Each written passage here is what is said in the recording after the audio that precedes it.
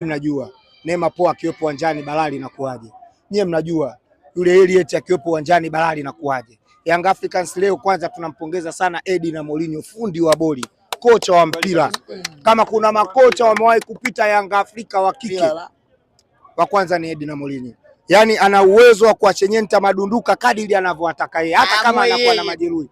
Leo alikuwa ameweza kucheza na fullback wawili katika upande mmoja, sio mchezo. Kaenda kamrudisha midfield ambaye alikuwa majeruhi, kaenda kumrudisha katikati ya dimba, amemvesha na kitambaa cha ukapteni, sio kitu kidogo. Wakati huo master pass Adebisi fundi amekaa nje shekhe, dakika 45 zote anasoma mchezo. Eddie na anakaa naye anamwambia angalia pale, ukiingia unatakiwa upige mipira gani, angalia chuma kile pale cha Mjerumani Jenini.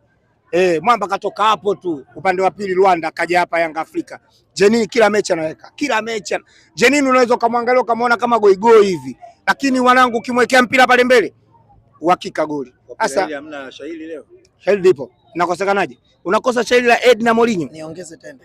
Nikuongeze tende kuwepo. Na kuongeza shairi. Nataka shairi ambalo makolo wamekimbia, dada zao wameyakanyaga. Nataka shairi ambalo Eddie na Mourinho fundi kocha wa boli atahusika. Atakuwepo. Twende. Limepigwa mpira murua chini ya Eddie na Mourinho. Naam, Kolo wa kike tumempasua kimoja kisokoro kwinyo.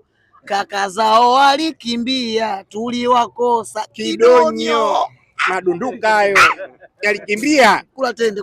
Nake ya kukimbia shaka. Mimi nakwambia kwa sababu kama unakutana na Yanga ya miaka 17 unakalia chuma, unakutana na Yanga under 20 unakalia chuma, unakutana na Yanga ya kike unakalia chuma, unakutana na Yanga ya kiume na kufunga mara 4 mfululizo, ya tano utakubali hapo? Unakula nyoya. Sasa hivi Isaya Dede wapelekeni taarifa, tunataka mechi ya tajiri wao apige daladala 10 na tajiri wetu apige daladala 10. Imefikia huko.